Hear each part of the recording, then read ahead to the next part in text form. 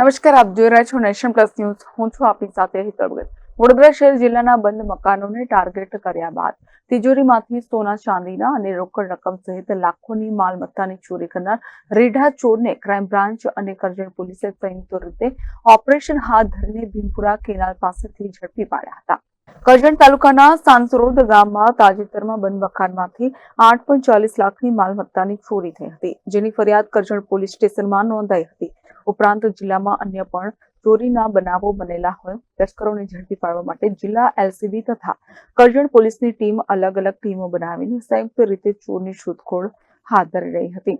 ત્યારે અગાઉ મિલકત સંબંધી ગુનામાં પકડાયેલા રીઢા આરોપી નિહાલ ઉર્ફે નિહલ રાજેન્દ્ર બારોટને શંકાસ્પદ રીતે તેની ગુનાહિત માહિતી કઢાવતા કરજણ વડોદરા તાલુકા ગોરવા જેપી રોડ પોલીસ સ્ટેશનમાં પકડાયા હોવાનું જાણવા મળ્યું હતું, જેથી પોલીસે આ રીઢા આરોપીની તપાસ કરી રહી હતી. ત્યારે બાતમી મળી હતી કે નિહાલ ઉર્ફે નિહલ બારોટ તાલુકા પોલીસના હદ વિસ્તારમાં આવતા ભીમપુરા કેનાલ તરફ ફરી રહ્યો છે, જેથી એલસીબી અને કરજણ પોલીસની ટીમે ત્યાં પહોંચી રીઢા આરોપીને ઝડપી પાડ્યો હતો. તેના સ્કૂટરની ડિક્કીમાંથી તપાસ કરતા રોકડા 1.85 લાખ, મોબાઈલ સ્કૂટર મળી 2.70 લાખનો મુદ્દામાલ કબજે કરી આગળની કાર્યવાહી હાથ ધરાઈ છે. પોલીસ દ્વારા તેની પૂછપરછ કરાતા કરજણ કોર્ટમાં મુદત પૂર્ણ થયા બાદ સાંસરોદ ગામે બંધ મકાનમાંથી ચોરી કર્યાની કબૂલાત કરી હતી.